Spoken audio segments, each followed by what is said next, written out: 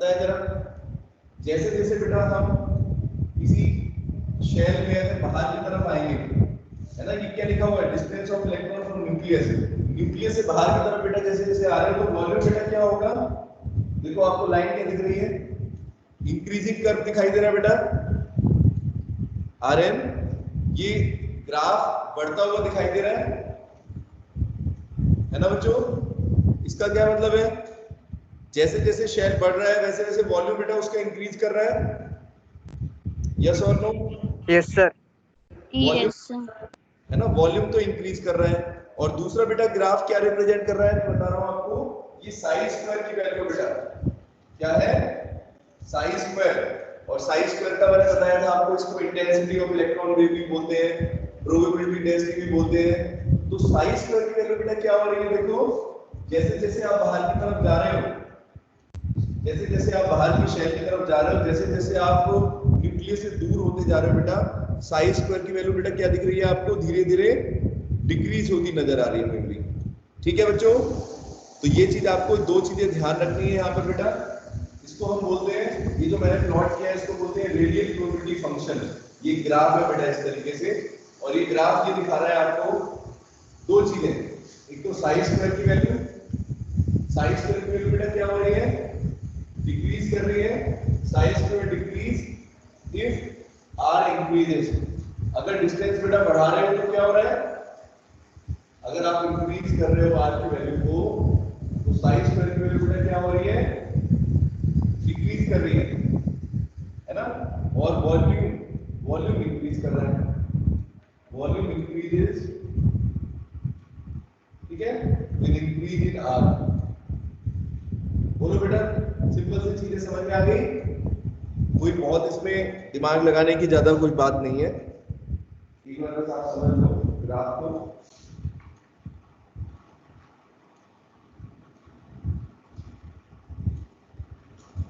बोलो बेटा, समझ में आया इतना?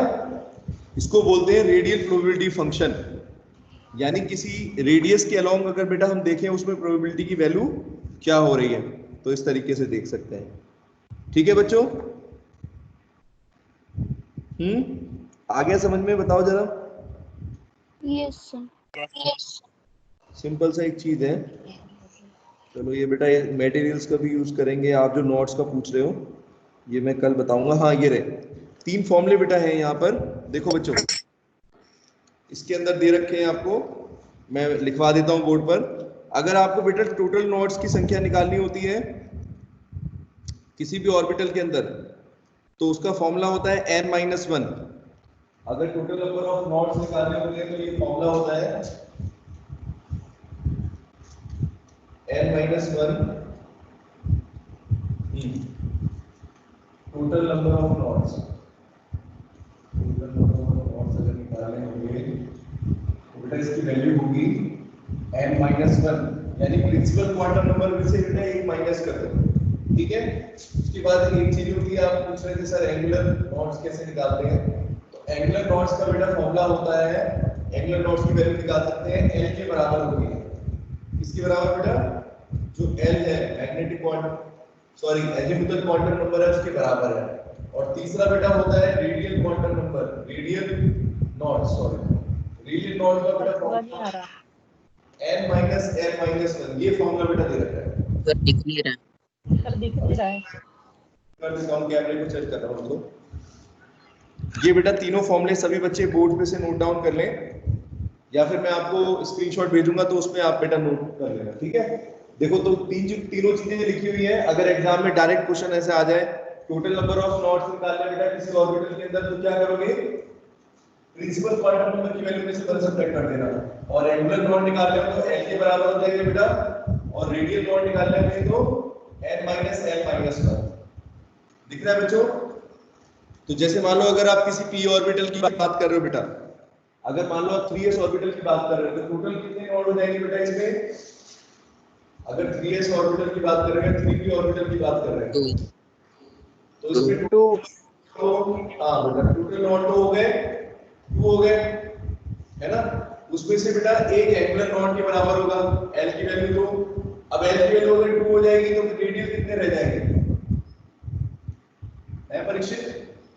अगर बेटा यहाँ पर आपको देखो, अगर हम इसमें अगर निकालें n की वैल्यू पुट करके, तो अगर n की वैल्यू और n की वैल्यू अगर पुट कर देते हैं तो 0 हो गए, रेडियल नॉट 0 हो जाएंगे, है ना? Yes sir. तो n की वैल्यू बेटा कोई एक वैल्यू तो होती नहीं है, आपको मैंने बताया n की वैल्यू तो बेटा 0 भी होगी, 1 भी होगी, है ना, और 2 भी होगी, ये तीन वैल्यू होंगी है। तो इनमें से कौन सी वैल्यू बेटा लेनी पड़ेगी आपको? इनमें से कौन सी वैल्यू सही फिट होगी? 1 वैल्यू। अगर 1 लिखोगे तो आपका एक एंगुलर नॉड होगा बेटा उसमें, ठीक है बच्चों, एंगुलर नॉड 1 हो गया और रेडियल नॉड भी 1 हो गया, क्योंकि जब आप इसमें l की वैल्यू 1 पुट कर रहे हो तो बेटा ये 1 हो गया, और इसमें 1 पुट करोगे तो यहाँ पर भी क्या हो गया, 3 - 1 - 1, है ना बेटा? रेडियल नॉड भी 1 हो गया और एंगुलर नॉड भी 1 हो गया। बोलो बच्चों, ठीक है? सर हमेशा सेंटर वैल्यू लेंगे।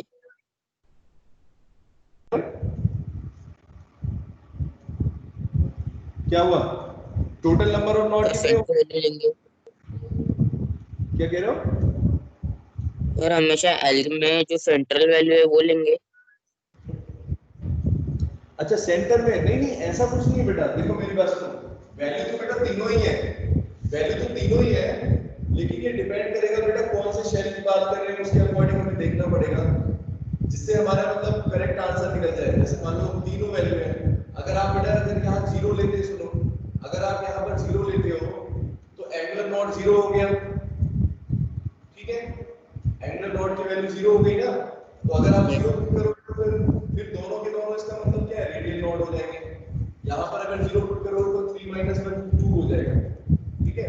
तो बेटा 0 नॉट तो होते नहीं है, ठीक है, किसी भी p ऑर्बिटल में नॉट तो होंगे, तो वो नॉट बेटा हम कैसे निकालते हैं, अब ये आपको क्वेश्चन के अकॉर्डिंग मैं बताऊंगा, ठीक है?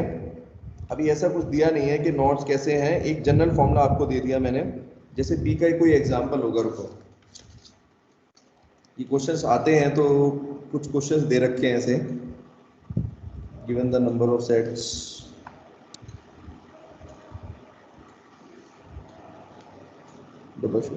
अच्छा बेटा देखो ये है ना, सुनो, किसी p ऑर्बिटल में बेटा p ऑर्बिटल का कैसा शेप होता है, मैंने बताया था 2 लूप होते हैं, या जैसे जिसको बोलते हैं, और बेटा इसमें सुनो एक नोड हमेशा रहता है, देखो ये जो बीच में अगर आप देखोगे, आप जो पूछ रहे हो 1 वैल्यू क्यों पुट करनी है, ये देखो कल बेटा शेप बनवाया था आपको, ध्यान से देखना, इसमें बेटा एक रीजन ऐसा होगा, ये नॉट, ये देखो नॉट का मतलब क्या था, जहां पर इलेक्ट्रॉन मिलने की पॉसिबिलिटी 0, तो बेटा ये वाला जो प्लेन है ये कौन सा नॉड होगा, ये आपका एक तरह का नॉड है, रेडियल नॉड भी बोल सकते हो, ठीक है? तो यहाँ पर बेटा एक नॉड का होना तो जरूरी है, एक वैल्यू जरूर होगी, यहाँ पर एक नॉड जरूर होगा, ये वाला, ठीक है? तो इसको बेटा बोलते हैं, आपका एक हो गया यहाँ पर एंगुलर नॉड हो गया और एक रेडियल नॉड हो गया, रेडियल का मतलब रेडियस के अराउंड, रेडियस के अराउंड वाला कौन सा होगा, इस तरह की पोजीशन, ठीक है? ये जो आपका एक्स वाई प्लेन है, कोई भी प्लेन होता है बेटा जहां पर 2 लॉब होते हैं, एक ऊपर की तरफ, ठीक है, लॉब ऑफ एक्स एक्सिस, इस एक्सिस से बेटा ऊपर की तरफ एक लॉब है और एक नीचे है ना? तो यहाँ पर बेटा इलेक्ट्रॉन डेंसिटी क्या होगी, बिल्कुल बीच में, जिस एक्सिस की बात कर रहे हैं, यहाँ पर जो नॉड है, ठीक है, यहाँ पर बेटा एक नॉड लाई करता है, तो एक नॉड जरूर होगा यहाँ पर, ठीक है? तो अगर एक नॉड की अगर वैल्यू निकालोगे रेडियल नॉड, तो दूसरे की वैल्यू बेटा क्या आ जाएगी, एक एंगुलर नॉड आएगा इसमें और एक रेडियल नॉड आएगा, ठीक है? ये वाला इस तरीके से, और एंगुलर वाला कौन सा हो जाएगा, इसमें शेप नहीं दिखा रखे बेटा, ये मैं आपको बेटा देख के बताऊंगा कि किस तरह के नोड्स इस तरह के दिख रहे हैं इसमें एग्जैक्टली डायग्राम में 3 डायमेंशन में दिख नहीं पा रहा है, ठीक है बच्चों? तो ये देख के बताना पड़ेगा, लेकिन निकालने का तरीका मैंने आपको बताया है, एक नोड बेटा ये है, ये जो 3 डायमेंशन स्पेस में आपको दिख रहा है इस तरीके से, और आई थिंक एक ही वाला होगा, बिल्कुल बेटा सेंटर से देखें तो इस तरीके से, तो एक रेडियल हो गया और एक एंगुलर हो गया, ठीक है। तो और इसका देख के बताऊंगा अगर इसके बारे में और चीजें मिलेंगी। वैसे बेटा डायरेक्ट फॉर्मूला ही आता है इसका, फॉर्मूले के ऊपर नंबर ऑफ नोट्स निकालने के क्वेश्चन दे रखे हैं काफी सारे, ठीक है बच्चों, ठीक है राहुल। बेटा नंबर ऑफ नोट्स का फॉर्मूला आपको बता दिया मैंने, ठीक है, और एग्जैक्टली कैसे निकालेंगे वो चीज भी बताई है, ठीक है। एक आपका एक्सियल नॉड होगा या रेडियल नॉड होगा, एक बेटा एंगुलर नॉड होगा, ठीक है। चलो तो अब आगे देखते हैं बेटा, एनर्जी लेवल डायग्राम की बात करेंगे। ये ग्राफ तो समझ में आ गया आपको, ठीक है। अब अगला बेटा टॉपिक क्या दिया हुआ है, एनर्जी लेवल डायग्राम्स क्या होते हैं। तो एनर्जी लेवल डायग्राम बेटा क्या है, अगर आप ऑर्बिटल्स की एनर्जी को बेटा, अगर शेल्स की एनर्जी को इंक्रीजिंग ऑर्डर में लगाओ तो उस डायग्राम को क्या बोलेंगे, it is a energy level diagram. जैसे अगर अलग अलग शेल की एनर्जी अगर आप देखोगे उसको ऑर्डर में लगाओगे तो बेटा सबसे कम एनर्जी किस शेल की आती है, सबसे मिनिमम एनर्जी बेटा किसकी होती है, जो न्यूक्लियस के सबसे पास, हाँ के शेल। तो के शेल में बेटा कौन कौन से ऑर्बिटल होते हैं, ये कौन से सबशेल होते हैं बेटा, परीक्षित कौन कौन से बेटा सबशेल हैं के अंदर। Sir S. एस भी कौन सा, ये भी तो बताना पड़ेगा आपको। 1s। हाँ 1s होता है ना, ठीक है। 1s ऑर्बिटल बेटा जो है वो आपका होगा, तो किस तरीके से देखो डायग्राम ड्रॉ करेंगे, एनर्जी लेवल डायग्राम भी ड्रॉ करके दिखा रहा हूं आपको।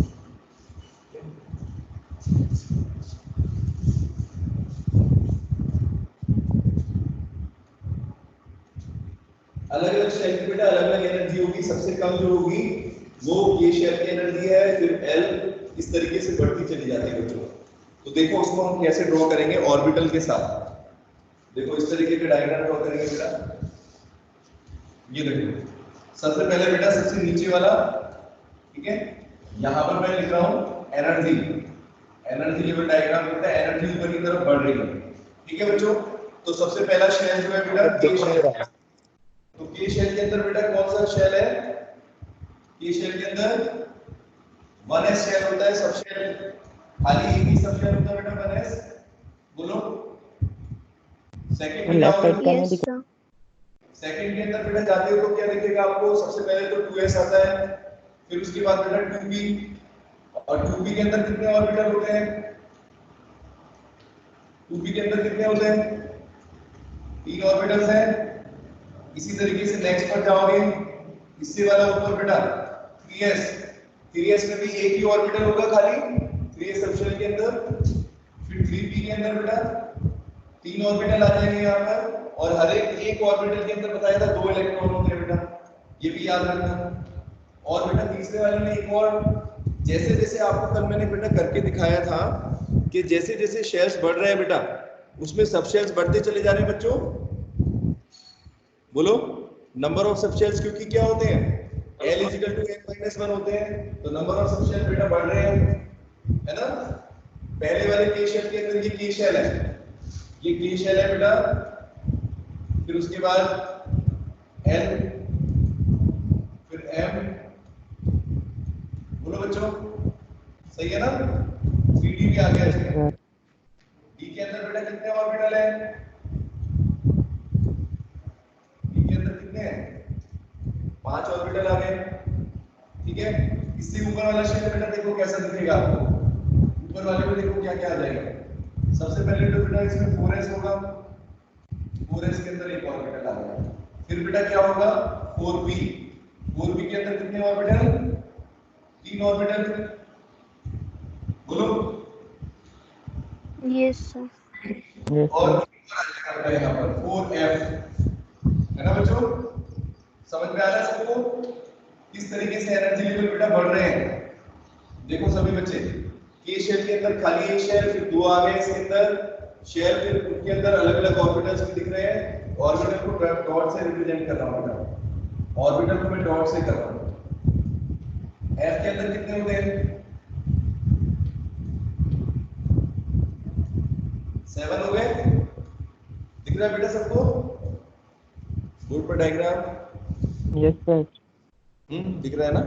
इस डायग्राम को बेटा क्या देखकर समझ में आ रहा है आपको कि बेटा जैसे जैसे शेयर्स बढ़ रहे हैं बच्चों, वैसे वैसे आप देख रहे हो कि ऑर्बिटल्स की एनर्जी तो बेटा बढ़ती चली जा रही है ना? बोलो, है कि नहीं? Yes sir. अच्छा, और एक चीज और बताओ यहाँ पर, जैसे ये 3p है, तो 3p के अंदर बेटा तीन ऑर्बिटल है, तीन जो डॉट बनाए हैं। मयूर बताइए, इन तीनों ऑर्बिटल्स की एनर्जी नॉर्मली कितनी होगी? अगर मैं आपसे कहूं कि अभी मैंने इलेक्ट्रॉन को, एटम को बिल्कुल भी एक्साइट नहीं किया, तो बेटा ये तीनों ऑर्बिटल्स जो दिख रहे हैं आपको 3p के, इन ऑर्बिटल्स की एनर्जी आपस में एक दूसरे की क्या होगी? बराबर होगी या अलग अलग होगी? बस ये बताओ।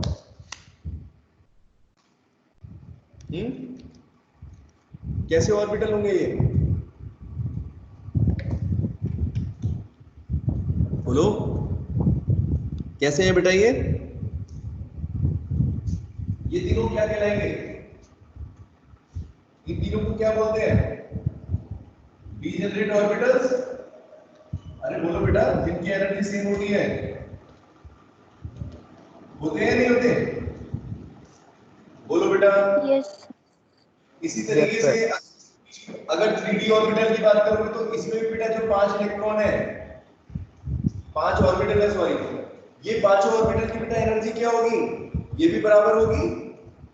यही तो आपको बताया था मैंने कि किसी सबशेल के अंदर बेटा जो ऑर्बिटल होते हैं, किसी सबशेल के अंदर सुनना, जितने भी ऑर्बिटल होते हैं बेटा, जैसे 3d के अंदर अगर 5 ऑर्बिटल है तो पांचों ऑर्बिटल की एनर्जी बेटा क्या होगी राहुल? बराबर होगी, जब तक आप इसको अलग से एनर्जी ना प्रोवाइड करो बेटा।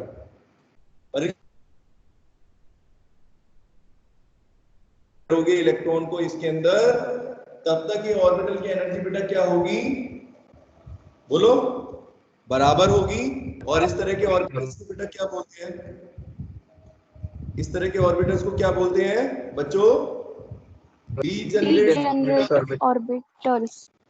सबको आ गया समझ में बेटा? अजय, मेरी बात समझ में आई? ये बेटा जो डॉट्स मैंने दिखाए हैं आपको, ये ऑर्बिटल्स जो दिखा रहा हूं मैं, ये बेटा मैं इस लाइन का मतलब समझ रहे हो बच्चों? ये लाइन बेटा एक कांस्टेंट एनर्जी की लाइन है, देख रहे हो ना? एनर्जी लेवल से बेटा, लेवल का मतलब क्या है? 1s की एनर्जी यहाँ पर है, 2s और 2p की एनर्जी बेटा क्या होगी? देखो बराबर है, एक लाइन में ड्रॉ किया मैंने। इसी तरीके से अगर 3s 3p और 3d देखोगे, इनकी एनर्जी बेटा एक ही लाइन में आ रही है। समझ रहे हो ना मेरी बात? इसी को बोलते हैं एनर्जी लेवल डायग्राम से बेटा ये, ठीक है? ये बेटा मैंने जो ड्रॉ कर रहे हैं, सुनो एक और चीज, ये मैंने जो ड्रॉ कर रहे हैं बेटा, ये हाइड्रोजन एटम के लिए है। किसके लिए बेटा? हाइड्रोजन एटम में तो आपको पता है कि एक ही इलेक्ट्रॉन होता है बेटा। बोलो, हाइड्रोजन एटम के लिए बेटा एक ही ऑर्बिटल होता है। हाँ बोलो, क्या हुआ? बोलो बेटा, क्या कह रहे हैं? हाइड्रोजन के अंदर एक ही इलेक्ट्रॉन होगा ना? तो एक इलेक्ट्रॉन बेटा सबसे पहले किस में भरेगा? इलेक्ट्रॉन की पोजीशन सबसे पहले क्या होगी? सबसे कम वाले एनर्जी वाले शेल में होता है ना? 1s के अंदर बेटा होगा, जो 1s ऑर्बिटल है इसके अंदर बेटा होगा ये, ठीक है? चलो वो भी बताता हूं आपको। तो एक्सप्लेनेशन देख लो पहले, explanation of difference of energy. बेटा पहले सबसे पहले समझ लेते हैं ये एनर्जी के बीच में डिफरेंस क्यों है।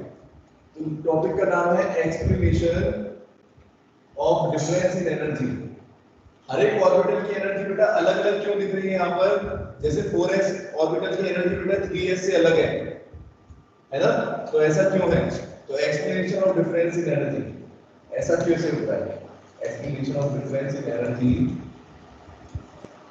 ठीक है? In subshell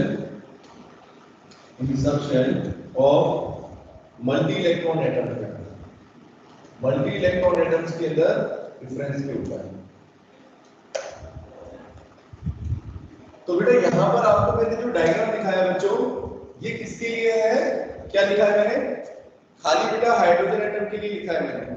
this diagram is for subshell. ये डायग्राम बेटा किसके लिए है? हाइड्रोजन एटम की बात कर रहा हूं। तो हाइड्रोजन एटम में बेटा इस तरीके की डायग्राम होता है, मतलब कि हर एक शेल की एनर्जी आपको मैंने लिख के दी है। लेकिन बेटा देखो डिफरेंस समझना, अगर बेटा हाइड्रोजन के अंदर तो आप ये देख रहे हो कि यहाँ पर हर एक सबशेल की एनर्जी बेटा क्या है, एक बराबर दिख रही है आपको, है ना। जैसे 2s और 2p की एनर्जी बेटा क्या होगी, एक बराबर होगी। कौन कौन से लेवल की एनर्जी आपको बराबर दिख रही है, देखो 2s 2p के बराबर है, 3s 3p और 3d की बराबर बेटा एक जैसी एनर्जी है ना। फिर n शेल में जाओगे तो 4s 4p 4d और 4f, इन शेल्स की एनर्जी बराबर है। बोलो बच्चों मेरी बात समझ में आ रही है? आप याद करो बेटा, बोर ने भी यही बात कही थी ना, बोर ने भी यही कहा था कि हर एक शेल की एनर्जी बेटा क्या होती है, क्वांटाइज्ड होती है। तो उन्होंने हाइड्रोजन एटम का मॉडल लिया, बोले मयूरी ठीक है। तो हाइड्रोजन के केस में तो बेटा ये वैलिड है कि हर एक ऑर्बिटल की एनर्जी क्या है, एक शेल के अंदर बेटा जितने भी ऑर्बिटल है सबकी एनर्जी बराबर है। लेकिन क्या ऐसा सभी एटम्स के साथ होता है बेटा? क्या ऐसा मल्टी इलेक्ट्रॉनिक के केस में भी होगा? ये चीज अब आपको समझनी है। जैसा हाइड्रोजन का हम डायग्राम देख रहे हैं बेटा, क्या ये मल्टी इलेक्ट्रॉनिक एटम्स के लिए भी ऐसा ही डायग्राम दिखेगा आपको? बच्चों समझ में आ रही है मेरी बात, मैं क्या कह रहा हूं? हाइड्रोजन के केस में तो आप क्या देख रहे हो, हाइड्रोजन के केस में बेटा आपको क्या दिख रहा है कि यहाँ पर 2s 2p के बराबर एनर्जी है, 3s 3p 3d के बराबर है, 4s 4p 4d 4f इन चारों के बराबर है। लेकिन क्या बेटा मल्टी इलेक्ट्रॉनिक एटम्स के केस में क्या इसी तरीके से होगा? ये सोचने वाली बात है। Yes sir. राहुल होगा क्या बराबर? इसको Yes, समझने sir. के लिए यस बोल रहे हो? नहीं होगा बेटा, नहीं होगा। इसका रीजन मैं आपको थोड़ा समझाता हूं। याद करो बेटा, बोर मॉडल की सबसे बड़ी कमी क्या थी बच्चों? परीक्षित बोर मॉडल में बेटा सबसे बड़ी कमी यही थी कि वो मॉडल सिर्फ किस पर अप्लाई हो रहा था, सिर्फ हाइड्रोजन एटम पर अप्लाई हो रहा था। ठीक है, यानी बेटा उन्होंने भी यही चीज कही थी, वो यहां तक तो पहुंच गए। वो ये बता रहे थे कि हर एक शेल की एनर्जी बेटा अलग अलग होगी। और अब देखो यहाँ पर हर एक शेल के अंदर जितने भी ऑर्बिटल्स हमने देखे हैं सबकी एनर्जी बेटा बराबर है। लेकिन ऐसा सिर्फ हाइड्रोजन के केस में हो रहा है, बाकी मल्टी इलेक्ट्रॉनिक के केस में नहीं हो रहा है। इसको समझने के लिए बेटा आपको एक फिनोमिना को समझना होगा, और वो है जिसका नाम है, यहाँ पर बोलते हैं शील्डिंग इफेक्ट। शील्डिंग इफेक्ट या स्क्रीनिंग इफेक्ट। अभी मैं आपको समझाऊंगा इसका मतलब क्या है। शील्डिंग इफेक्ट बोलते हैं या स्क्रीनिंग इफेक्ट बोलते हैं। ठीक है, बहुत इंपॉर्टेंट चीज है ये। आज आपको ये चीज समझ में आ जाएगी कि आखिर बोर मॉडल फेल क्यों हुआ। देखो बेटा, हाइड्रोजन के केस में क्या था, देखो बच्चों, न्यूक्लियस और इलेक्ट्रॉन के बीच में बेटा, सुनना ध्यान से बेटा, एक इलेक्ट्रॉन था और एक न्यूक्लियस था। हाइड्रोजन का एटम कैसा होता है, ये देखो, हाइड्रोजन का एटम बेटा ऐसा है, बीच में न्यूक्लियस है ना, और यहाँ पर बेटा ये आउटर मोस्ट शेल, मतलब एक ही शेल है, ये इलेक्ट्रॉन है। तो न्यूक्लियस और इलेक्ट्रॉन के बीच में बेटा कुछ ना कुछ फोर्स लगेगा बच्चों, बोलो कौन सा फोर्स होगा? Yes sir. इलेक्ट्रॉन के बीच में बेटा कौन सा फोर्स काम करेगा बच्चों? पढ़ा है आपने, बताओ जरा। Static force. इलेक्ट्रोस्टैटिक एक्शन होता है जो बेटा इसको क्या करता है, इलेक्ट्रॉन को न्यूक्लियस से बांध के रखेगा परीक्षित। ठीक है बच्चों, ये तो हुआ हाइड्रोजन के केस में। लेकिन बेटा जैसे जैसे इलेक्ट्रॉन्स की संख्या बढ़ेगी, बच्चों सुनना मेरी बात, जैसे जैसे इलेक्ट्रॉन की संख्या बढ़ेगी तो क्या बेटा एक इलेक्ट्रॉन दूसरे इलेक्ट्रॉन को रिपेल नहीं करेगा? बोलो करेगा। यानी दो इलेक्ट्रॉन के बीच में बेटा रिपल्शन बढ़ेगा ना। तो अब देखो हाइड्रोजन के केस में तो आपको सिर्फ कौन से बेटा फोर्स दिखाई दे रहे हैं बेटा? Only attraction force. Attraction force, attractive forces, electrostatic force है। खाली बेटा आपको अभी कौन सा फोर्स दिखाई दे रहा है हाइड्रोजन के केस में? Electrostatic force of attraction. समझे बेटा, बिटवीन न्यूक्लियस एंड इलेक्ट्रॉन, ऐसा कुछ। लेकिन अब मैं एक बार डायग्राम आपको ड्रॉ करके दिखाता हूं किसी बड़े एटम का। इससे कोई बड़ा एटम ले लो जिसके अंदर कई सारे शेल हो, बीच में न्यूक्लियस है बेटा। अब देखना यहाँ पर, मान लो बेटा मैंने यहाँ पर इस तरह का एक डायग्राम ले लिया, ठीक है। ये यहाँ पर बेटा ये देखो, 4 टोटल इलेक्ट्रॉन बताओ ये कौन सा एटम है, पहले तो ये देख लो। इनर मोस्ट में भी 2 इलेक्ट्रॉन है और आउटर मोस्ट में भी, तो बेटा कौन सा हो गया ये 4 नंबर किसका होता है एटॉमिक नंबर? 4 इलेक्ट्रॉन किसके अंदर होते हैं बेटा? बेरिलियम के अंदर, लिथियम 3, बेरिलियम 4, है ना बच्चों? बेरिलियम के अंदर बेटा आप एक चीज देखो, मुझे एक चीज बताओ, एक तो बेटा ये फोर्स लग रहा होगा, हर एक इलेक्ट्रॉन को न्यूक्लियस क्या लगा रहा होगा? इलेक्ट्रोस्टैटिक फोर्स ऑफ अट्रैक्शन, है ना बच्चों? बोलो। इसके अलावा बेटा क्या इनके बीच में रिपल्सिव फोर्सेस भी होंगे? जो एक शेल के अंदर 2 इलेक्ट्रॉन आपको दिख रहे हैं बेटा, ये रिपेल भी तो करेंगे, बोलो, है ना?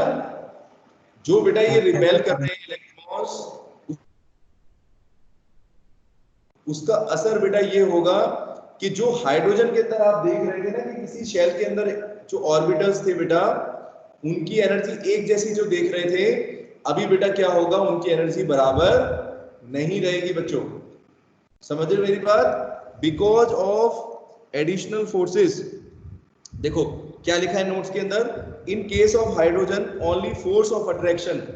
बेटा हाइड्रोजन के केस में सिर्फ फोर्स ऑफ अट्रैक्शन होता है between negatively charge electron and positively charge nucleus. तो न्यूक्लियस और इलेक्ट्रॉन के बीच में बेटा खाली एक ही फोर्स होता है हाइड्रोजन के केस में, attractive force. But in a multi electronic atom बेटा, अगर हम किसी मल्टी इलेक्ट्रॉनिक एटम की बात करें, जैसे यहाँ पर मैंने बेरिलियम दिखाया है आपको, तो यहाँ पर बेटा आपको दिख रहा है in addition to this force of attraction, force of attraction जो तो है वो तो है ही, उसके अलावा बेटा जो इलेक्ट्रॉन्स हैं उनके बीच में बेटा क्या होगा, forces of repulsion will also take place. ठीक है बेटा, उनका भी रोल आएगा। तो जब इलेक्ट्रॉन के बीच में बेटा कहीं ना कहीं रिपल्शन होने लगेगा तो एक रिपल्सिव फोर्स भी लगने लगेगा, और इसकी वैल्यू बेटा काफी ज्यादा होती है बच्चों। तफसील जैसे जैसे बेटा अगर मान लो किसी शेल के अंदर इलेक्ट्रॉन अगर बढ़ते जाएंगे तो उनके बीच में रिपल्सिव फोर्स बढ़ेगा ना, बोलो। अब जैसे मैं आपको एक छोटी सी चीज बताता हूं, जैसे मान लो पहले वाला जो शेल होता है बेटा, उसके अंदर मैक्सिमम कितने इलेक्ट्रॉन आते हैं राहुल? फर्स्ट के शेल के अंदर 2 इलेक्ट्रॉन होते हैं। तो चलो 2 इलेक्ट्रॉन में तो बेटा रिपल्शन कम होगा। सोचो दूसरे वाले शेल पे कितने इलेक्ट्रॉन होते हैं? सेकंड नंबर पे 8 इलेक्ट्रॉन होते हैं। अब 8 इलेक्ट्रॉन बेटा एक ही ऑर्बिट में मूव कर रहे हैं, तो जब एक दूसरे के पास कहीं ना कहीं बेटा वो क्या करते होंगे, एक दूसरे को रिपेल करते होंगे बच्चों, करेंगे ना? Yes sir. तो क्या होगा, तो उन 8 के 8 इलेक्ट्रॉन की एनर्जी बेटा बराबर हो सकती है क्या? सोच के बताओ, क्योंकि पहले तो अट्रैक्शन फोर्स था लेकिन अब रिपल्शन फोर्सेस भी लग रहे हैं बेटा। बस मैं यही चीज आपको बता रहा हूं कि इन कारणों की वजह से, इन रीजंस की वजह से बेटा क्या होता है। अब जो आप देखोगे मल्टी इलेक्ट्रॉनिक के केस में बेटा, जो आपने डायग्राम हाइड्रोजन के लिए पढ़ा है, ये मल्टी इलेक्ट्रॉन के लिए बेटा अप्लाई नहीं होगा। समझ रहे मेरी बात सभी बच्चे? मल्टी इलेक्ट्रॉन के केस में बेटा आपको क्या दिखेगा कि यहाँ पर 2s ऑर्बिटल की एनर्जी बेटा अलग है, 2s सबशेल की, और 2p ऑर्बिटल की एनर्जी बेटा क्या है, अलग है। इसकी एनर्जी कम है, किसी की ज्यादा है। समझ रहे मेरी बात? और वो कैसे पता चलेगी वो आपको मैं अभी बताऊंगा। अगला टॉपिक जो हमारा है बहुत इंपॉर्टेंट, शील्डिंग इफेक्ट क्या होता है, ये स्क्रीनिंग इफेक्ट क्या होता है, इसको समझते हैं बेटा। तो अब मैं आपको शील्डिंग इफेक्ट बताता हूँ, नोट्स के अंदर बेटा दिया हुआ है, आप देख सकते हो। चलो मैं समझाता हूँ, जल्दी से स्टार्ट करते हैं। तो बेटा शील्डिंग का मतलब क्या होता है बच्चों? सबसे पहले तो इस सिंपल से वर्ड का मतलब क्या है, शील्ड, हिंदी में क्या मतलब है इसका? हाँ बेटा, शील्ड करना, किसी चीज को प्रोटेक्ट करना, बचाना किसी को।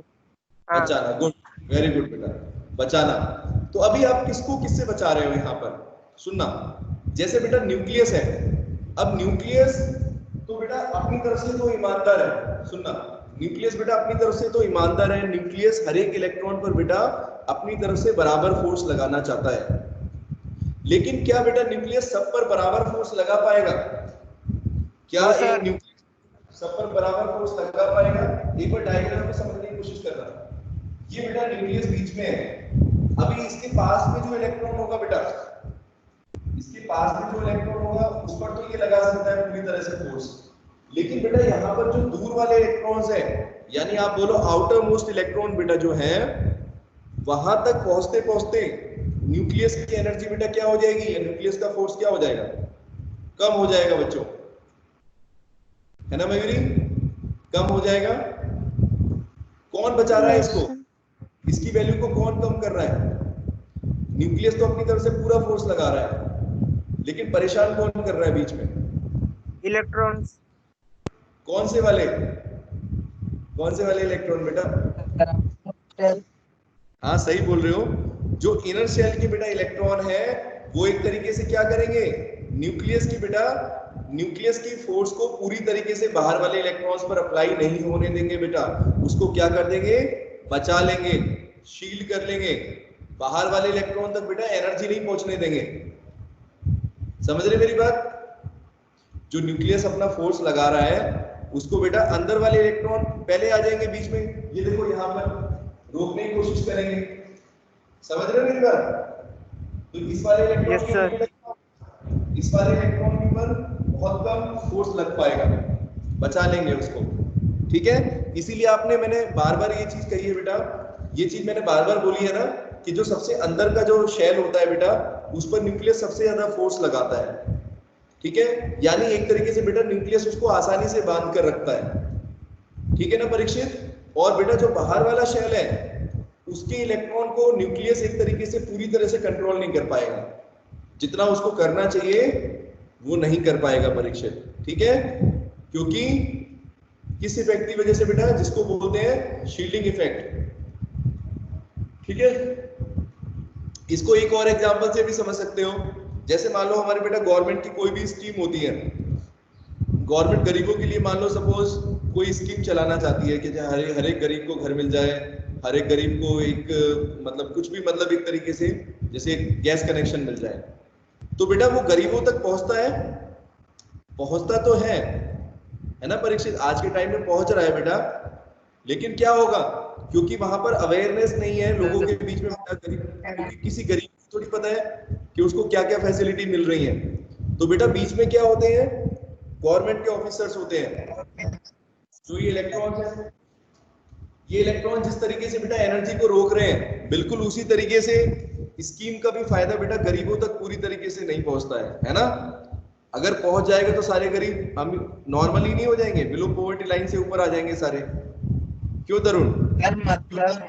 सर मतलब आउटर मोस्ट शेल में जो इलेक्ट्रॉन्स है वो गरीब है और न्यूक्लियस गवर्नमेंट है। बिल्कुल बिल्कुल बेटा, बिल्कुल सही पहचान गए, ये न्यूक्लियस जो है ये गवर्नमेंट है, गवर्नमेंट का मतलब, और जो बेटा सबसे पास वाला शेल है वो अमीर लोग हैं जो अपने देश की पॉलिसी को बना रहे हैं, है ना, समझ रहे हो? तो बेटा ये मिडल मैन है, ये रोक लेते हैं, ये गरीबों तक फायदा बेटा पहुंचने नहीं दे रहे, बिल्कुल सही पहचाना, इस तरीके से भी समझ सकते हो, ठीक है बच्चों, ठीक है, आगे सबको समझ बेटा। तो बाहर वाले जो इलेक्ट्रॉन्स है बेटा, आउटर मोस्ट शेल के इलेक्ट्रॉन्स है, एक तरीके से बेटा उस पर न्यूक्लियस का पूरी तरीके से कब्जा नहीं होता, न्यूक्लियस बेटा उस पर पूरी तरह से फोर्स नहीं लगा पाता है, क्योंकि जो बीच के इलेक्ट्रॉन है बेटा वो एक तरीके से क्या कर देते हैं, उस फोर्स को, असर को, इफेक्ट को कम कर देते हैं, इसी को बोला जाता है बेटा शील्डिंग इफेक्ट या स्क्रीनिंग इफेक्ट। तो मैं एक बार बता देता हूं नोट्स में से पढ़ के, द अट्रैक्टिव फोर्सेस, जो बेटा अट्रैक्टिव फोर्स लगा रहा है on the outermost shell electron, कोई भी न्यूक्लियस बेटा जो आउटर मोस्ट शेल इलेक्ट्रॉन पर जो अट्रैक्टिव फोर्स लगा रहा है, इज ग्रेटली रिड्यूस्ड, इसकी वैल्यू बेटा बहुत ज्यादा बढ़ जाती है। जैसे मैं आपको ऐसे समझाता हूं, मान लो यहां से एनर्जी चली बेटा, सुनना, न्यूक्लियस से बेटा एनर्जी चलनी शुरू हुई, यहां से 100% एनर्जी मिली या फोर्स लगाया, तो बेटा 20% इस वाले इलेक्ट्रॉन ने खा ली। कई लेवल पर करप्शन होता है ना, कोई एक लेवल पर करप्शन थोड़ी है राहुल, 20% इस वाले इलेक्ट्रॉन ने एनर्जी ली, 20% बेटा ये अगला वाला ले लिया, फिर उससे और बाहर आ जाओ, 20% ये ले जाएगा, इस तरीके से बेटा क्या होगा, जब तक पहुंचेगी इलेक्ट्रॉन तक एनर्जी बाहर वाले तक, तब तक बेटा उसकी वैल्यू क्या होगी, काफी कम हो चुकी होगी, 20%, 10% इस तरीके से बेटा एनर्जी होगी। बोलो समझ में आया बेटा? Yes, सबको Yes, sir. बस मैं यही कहना चाह रहा हूँ बेटा कि Yes, न्यूक्लियस का जो फोर्स है बेटा, बाहर वाले इलेक्ट्रॉन्स पर क्या होता है, उसकी वैल्यू बेटा काफी कम हो जाती है, और इसी को बोलते हैं दिस टाइप ऑफ शील्डिंग। और इसके लिए जिम्मेदार कौन है? क्या सरकार जिम्मेदार है इसके लिए? तरुण, नो सर, कौन जिम्मेदार है फिर? द फर्स्ट शेल की इलेक्ट्रॉन। खाली फर्स्ट शेल के नहीं है राहुल, सुनो बेटा, शांतनु, फर्स्ट शेल के नहीं है बेटा, सब मिले हुए हैं। जैसे गवर्नमेंट ऑफिस में जाओगे अगर सरकारी ऑफिस में, तो सरकार का नाम तो खराब होता है ना। ये पटवारी से लेकर वो कौन कौन से होते हैं, वो जो चपरासी से लेके पीएन से लेकर बेटा और एसडीएम डीएम तक सब मिले हुए हैं, और नाम सरकार का खराब होता है बेटा। समझ रहे मेरी बात? बोलो। अगर है ना, यहां से बेटा शुरू करो, नीचे लेवल से लेकर चलते चलते चलते यहां तक पहुंच जाओ, ठीक है, डिस्ट्रिक्ट मजिस्ट्रेट तक पहुंच जाओ, सबका शेयर बटा होता है। अगर किसी गरीब की पेंशन आ रही है, किसी गरीब का ये आ रहा है, तो बेटा 10% मेरा 10%, इस तरीके से एनर्जी जो है वो क्या कर दिया इन्होंने बेटा, देखो सभी इलेक्ट्रॉन ने एनर्जी को बांट लिया। तो जब तक बेटा बाहर वाले इलेक्ट्रॉन तक फैसिलिटी मिलेगी, बाहर वाले इलेक्ट्रॉन पर जो फोर्स अप्लाई होगा बेटा, उसकी वैल्यू क्या होगी, काफी कम होगी उस चार्ज की वैल्यू को। इसलिए यहाँ पर एक टर्म और आता है जिसको बोलते हैं इफेक्टिव न्यूक्लियर चार्ज बेटा, ये भी यही चीज है, इफेक्टिव न्यूक्लियर चार्ज बेटा। इस वर्ड का मतलब समझो, इफेक्टिव न्यूक्लियर चार्ज। बेटा न्यूक्लियर चार्ज का मतलब क्या हुआ, सोच के बताओ, इफेक्टिव न्यूक्लियर चार्ज का मतलब क्या है? जैसे न्यूक्लियस और किसी पार्टिकल के बीच में जो फोर्स है वो। हाँ, फोर्स की बात नहीं, आप तो चार्ज की बात कर रहे हैं। जैसे मैं आपको समझाता हूँ, देखो आप बात सही कह रहे हैं बेटा, फोर्स की तो मैं अभी बता ही रहा था आपको। अब मान लो बेटा ये न्यूक्लियस, सुनना, ये न्यूक्लियस और बेटा बाहर वाला बिल्कुल आउटर मोस्ट शेल इलेक्ट्रॉन की बात करूं, अगर ये आउटर मोस्ट शेल का इलेक्ट्रॉन बेटा और न्यूक्लियस के बीच में, न्यूक्लियस यहाँ पर बेटा क्या करेगा, इस बाहर वाले इलेक्ट्रॉन के ऊपर कुछ चार्ज की वैल्यू को अप्लाई करेगा, है ना, कुछ चार्ज की वैल्यू होगी बेटा। तो वो चार्ज की वैल्यू बेटा क्या होगी, धीरे धीरे मैंने बताया ना आपको, काफी कम हो जाएगी। तो इफेक्टिवली बेटा वैल्यू क्या हो जाएगी, काफी रिड्यूस हो जाएगी। उसी कम हुई वैल्यू को क्या बोलते हैं, इफेक्टिव न्यूक्लियर चार्ज। यानी बेटा इसका मतलब है कि किसी शेल के इलेक्ट्रॉन पर या किसी इलेक्ट्रॉन के ऊपर द नेट, देखो मैं लिख लेता हूं, द नेट चार्ज एक्सपीरियंस्ड। बेटा किसी इलेक्ट्रॉन के ऊपर नेट चार्ज कितना होगा, जैसे ये बाहर वाला इलेक्ट्रॉन है, ये कितना फोर्स महसूस करेगा अपने ऊपर, कितना चार्ज महसूस करेगा, ये तो काफी कम महसूस करेगा ना। इसको तो लगेगा कि सरकार मेरे लिए कुछ नहीं करती।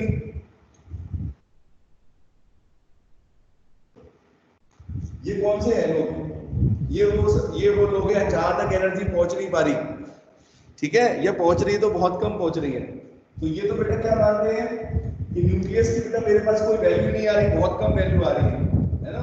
The net charge experienced by the electron, बेटा ये लिखने की जरूरत नहीं है कि किस पर, है ना, वो तो कोई भी इलेक्ट्रॉन हो सकता है बेटा। ये तो मैंने आपको एग्जांपल दिया है कि बाहर वाले की सबसे कम होती है बेटा। तरुण, जो बाहर वाला बेटा शेल का इलेक्ट्रॉन है उस पर सबसे कम है, इसका मतलब ये नहीं कि खाली सिर्फ बाहर वाले पर है, उससे जो अंदर वाला होगा उस पर भी बेटा वैल्यू कम होगी। धीरे धीरे करके वैल्यू का असर कम देखोगे आप, ठीक है ना। सबसे ज्यादा सरकार की मलाई कौन खा रहा है, सबसे के शेल, सबसे अंदर वाला। The net charge experience by electrons, ठीक है, due to nucleus, the net charge experience by electrons by nucleus, देखो बाय न्यूक्लियस, कौन लगा रहा है, न्यूक्लियस अप्लाई कर रहा है, ठीक है, ड्यू टू, इसकी वजह से बेटा, due to the innermost electrons, मलाई खाने वाले इलेक्ट्रॉन्स, इनर मोस्ट इलेक्ट्रॉन्स, ठीक है, due to the presence of innermost electrons, ठीक है, इज नोन एज बेटा, इसी को क्या बोलते हैं बेटा, इफेक्टिव न्यूक्लियर चार्ज बोला जाता है, या इसको बेटा प्लस जेड इफेक्टिव भी लिखते हैं। देखो plus Z EF E double F, इस तरीके से बेटा इसको रिप्रेजेंट करते हैं बच्चों। दिख रहा है सबको, एक बार देख लो, ठीक है, मैं तब तक स्क्रीनशॉट ले लेता हूं।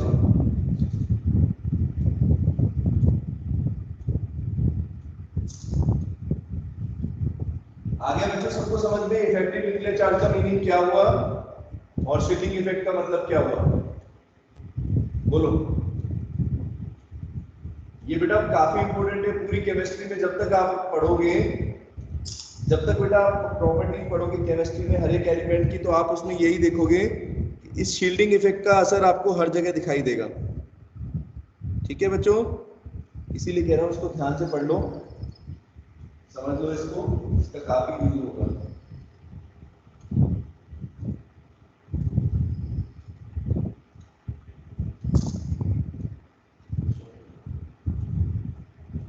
चलो अब इसके बाद मैं आगे कराता हूं आपको। अब बेटा एक चीज और बताओ बच्चों, एक चीज बताओ परीक्षित, कि यहाँ पर जो जेड इफेक्टिव है बेटा, जेड इफेक्टिव की वैल्यू सबसे ज्यादा कहां पर देखोगे आप, सबसे कम कहां पर देखोगे आप, बता सकते हो? क्या लिखूंगा मैं? जेड इफेक्टिव की वैल्यू बेटा सबसे ज्यादा किसकी होगी, बताना जरा, कौन से शेल के इलेक्ट्रॉन की, बताइए जरा। Plus Z effective S S की जगह के शेल बोल दो ना सीधे। जो के शेल के इलेक्ट्रॉन होंगे बेटा उनकी एनर्जी सबसे ज्यादा होगी, सबसे ज्यादा चार्ज एक्सपीरियंस करेंगे वो, है ना, सबसे पास में। तो सबसे ज्यादा बेटा वैल्यू किसकी होगी जेड इफेक्टिव की बच्चों? के शेल। इनको तो कोई रुकावट ही नहीं आएगी, सही है ना, बोलो। हाँ, उसके बाद बेटा किसका नंबर आएगा, बेचारे एल शेल वालों का। फिर उसके बाद एम। इस तरीके से बेटा क्या होगा, धीरे धीरे आप देखोगे जैसे जैसे हम बाहर की तरफ जा रहे हैं तो वैसे वैसे बेटा क्या हो रहा है, एनर्जी जो है या जो इफेक्टिव न्यूक्लियर चार्ज की वैल्यू बेटा है वो क्या हो रही है, डिक्रीज हो रही है। ठीक है, ये ऑर्डर मैंने आपको दे दिया, order of effective nuclear charge. ठीक है बच्चों, इफेक्टिव न्यूक्लियर चार्ज। अब बेटा यहाँ पर आपको अब मैं बताता हूँ कि आखिर इसकी वैल्यू जो है बेटा क्यों कम हो रही है। एक रीजन तो आपने समझ लिया, एक रीजन तो बेटा आपने समझ लिया कि भाई जैसे जैसे बेटा शेल का साइज बढ़ रहा है वैसे वैसे इफेक्टिव न्यूक्लियर चार्ज बेटा क्या हो रहा है, डिक्रीज कर रहा है। क्या खाली इतना रीजन काफी है? बेटा यहाँ पर एक और रीजन भी होता है, तो मैं रीजन आपको बताता हूँ। What is the causes of this effective nuclear charge. तो बेटा जेड इफेक्टिव जो है उसकी वैल्यू को अलग अलग होने का क्या, या जेड इफेक्टिव का मतलब बेटा एक चीज और समझो आप, जो मैं आपको बार बार कह रहा था कि एनर्जी जो बेटा है, जो एनर्जी है शेल्स की, शेल के अंदर जो सब शेल बताए थे आपको बेटा, उनकी एनर्जी बेटा हाइड्रोजन के केस में बराबर होती है, इसमें नहीं होती। बाकी चार्ज से जुड़े हुए हैं वो, उसमें बेटा दो रीजंस हैं। एक तो आपको मैंने बता दिया शेल्स के अकॉर्डिंग, एक तो बेटा शेल पर डिपेंड करते हैं, ठीक है, या फिर आप बोल सकते हो किस किस पर डिपेंड करता है, जेड इफेक्टिव की वैल्यू किस किस पर डिपेंड करती है, इट डिपेंड अपॉन, पहला बेटा लिखा हुआ है शेल, कौन से शेल के इलेक्ट्रॉन की बात कर रहे हैं, ये शेल के इलेक्ट्रॉन है या एल है या कौन से शेल है। दूसरा बेटा यहाँ पर एक और चीज है वो भी इंपॉर्टेंट है, शेप ऑफ ऑर्बिटल बेटा, आखिर ऑर्बिटल का शेप कैसा होगा बेटा, इससे भी बेटा फर्क पड़ता है। जैसे मान लो आपने कल मैंने आपको बताया था ना एस ऑर्बिटल के शेप, एसपी डीएफ चारों के शेप आपको पता चल गए, है ना बच्चों। तो तरुण अगर शेप अलग अलग है बेटा उससे क्या असर पड़ेगा, सोच के बताओ, उससे क्या क्या असर पड़ सकता है बेटा?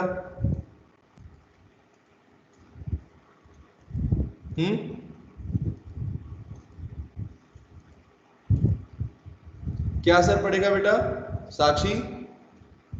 अगर शेप आपका बेटा देखो, जैसे एक चीज समझना, एस ऑर्बिटल का बेटा शेप अलग है, पी का अलग है, डी का अलग है। अब कोई शेप बेटा ऐसा होगा जो ज्यादा अच्छी तरीके से इलेक्ट्रॉन के चार्ज को, मतलब न्यूक्लियस के चार्ज को रोकने की कोशिश करेगा। जैसे ऐसे समझ लो डिजाइन का फर्क बेटा पड़ता है। जैसे मान लो अगर मुझे नीचे की तरफ, मान लो ऊपर की तरफ बेटा लाइट आ रही है, ठीक है, और मुझे एनर्जी को नीचे जाने से रोकना है, ठीक है, नीचे ना जाए, तो अभी मैं किस तरीके से रखूं अपने हाथ को? अब देखो अगर मैं ऐसे रखूंगा, हाँ बेटा शेप का देखो क्या असर पड़ेगा। अगर मैं ऐसे उंगलियों को खोल के रखूंगा तो एनर्जी बेटा इसमें बीच में से चली जाएगी ना, यहां से चला जाएगा रेडिएशन। अगर मैं इसको बिल्कुल क्लोज करके रखूंगा, है ना, तो क्या होगा, ऐसे अगर रखता हूं इस तरीके से तो लाइट बिल्कुल नहीं जाएगी या बहुत कम जाएगी। अगर ऐसे खोल के रखूंगा तो और ज्यादा, और अगर ऐसे रखूंगा और ज्यादा। समझ रहे हो मेरी बात? तो ऑर्बिटल के बेटा शेप का भी असर पड़ता है। जैसे सबसे ज्यादा बेटा शील्डिंग कौन करता है, ये चीज बच्चों याद रखना, सबसे अच्छी शील्डिंग बेटा करता है एस ऑर्बिटल। बच्चों सबसे ज्यादा शील्डिंग किसकी होती है, एस ऑर्बिटल करता है सबसे ज्यादा शील्डिंग। दूसरे नंबर पे फिर पी ऑर्बिटल, ये बेटा पी ऑर्बिटल, और उससे भी कम कौन करेगा, डी। बड़े होते हैं वैसे वैसे शील्डिंग क्या होती जाएगी परीक्षित, कम होगी। सबसे ज्यादा शील्डिंग बेटा याद रखो पी ऑर्बिटल करता है। पी ऑर्बिटल सबसे अच्छा शील्ड करेगा, रोक के रखेगा बिल्कुल। तो बेटा बिल्कुल सामने से रोक लेगा ऐसे इलेक्ट्रॉन, पूरी तरीके से रोक पाएगा। ठीक है, ऐसे मैं खड़ा हो गया बिल्कुल, बोर्ड दिख रहा है क्या इस साइड का, नहीं दिखेगा। और मेरी जगह अगर कोई वैसा खड़ा हो जाए, कोई ऐसा जानवर खड़ा हो जाए जिसमें बीच में गैप हो, ठीक है, तो क्या होगा, फिर दिखाई नहीं देगा आपको। तो बेटा शील्डिंग का मतलब समझ रहे हो आप, सबसे ज्यादा बेटा शील्डिंग किसकी होगी, एस ऑर्बिटल की, फिर पी ऑर्बिटल की कम, उससे कम हो जाएगी बेटा, और डी ऑर्बिटल की इससे भी कम होगी।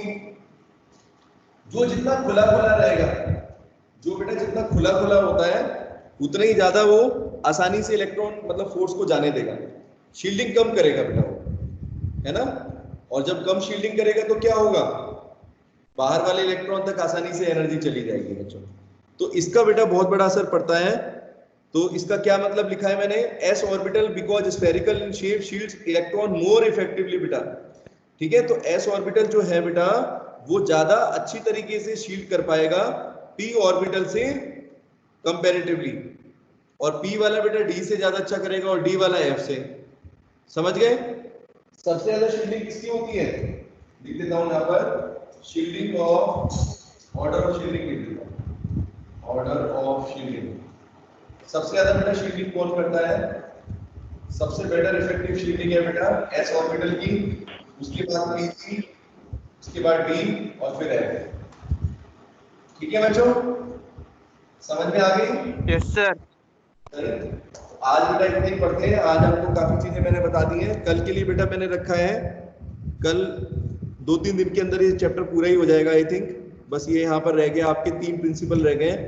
इलेक्ट्रॉन बेटा किसी ऑर्बिटल में हम कैसे फिल करते हैं, फिलिंग ऑफ ऑर्बिटल्स, तो उसके लिए 3 रूल्स होते हैं। अबाव प्रिंसिपल, एक होता है पॉली एक्सक्लूजन प्रिंसिपल जो आपको पढ़ा दिया है मैंने पहले, ठीक है, और Hund's rule of maximum multiplicity. ये तीनों रूल बेटा कल पढ़ेंगे और कल देखेंगे कि किस तरीके से मल्टी इलेक्ट्रॉन एटम के अंदर बेटा किस तरीके से, अभी मैं आपको आज बता रहा था ना कि किस तरीके से बेटा एनर्जी अलग अलग होगी। जैसे एक ही सबशेल के अंदर होने के बावजूद बेटा अलग अलग एनर्जी क्यों होती है मल्टी इलेक्ट्रॉनिक एटम्स के अंदर, उसका रीजन बेटा आज हमने पढ़ा। इफेक्टिव न्यूक्लियर चार्ज उसके लिए जिम्मेदार है, ठीक है, क्योंकि जो बाहर शेल के इलेक्ट्रॉन है बेटा वो बेचारे कम एनर्जी मिलती है उनको, ठीक है, तो यानी वहां की ऑर्बिटल की एनर्जी अलग होगी, और बेटा जो अंदर शेल के इलेक्ट्रॉन होंगे उनकी एनर्जी क्या होगी, क्या होगी, ज्यादा होगी, फर्क होगा। और यहां तक कि जो पी ऑर्बिटल है उसकी भी बेटा अलग अलग एनर्जी हो सकती है, ठीक है, वो भी सब पढ़ेंगे कल के टॉपिक में। तो आज बेटा इफेक्टिव न्यूक्लियर चार्ज आपको पढ़ाया मैंने, शील्डिंग का ऑर्डर क्या होता है, इफेक्टिव न्यूक्लियर चार्ज का ऑर्डर क्या है, सबसे ज्यादा इफेक्टिव कौन कर रहा है शील्डिंग, ये सब चीजें बेटा एक बार पढ़ लेना। और आज क्या होमवर्क करोगे, जो पीछे के क्वेश्चन दिए हैं बेटा एक बार उनको ही कर लेना सारों को कंप्लीट, ठीक है बच्चों। तो अभी मैं कुछ नया yes.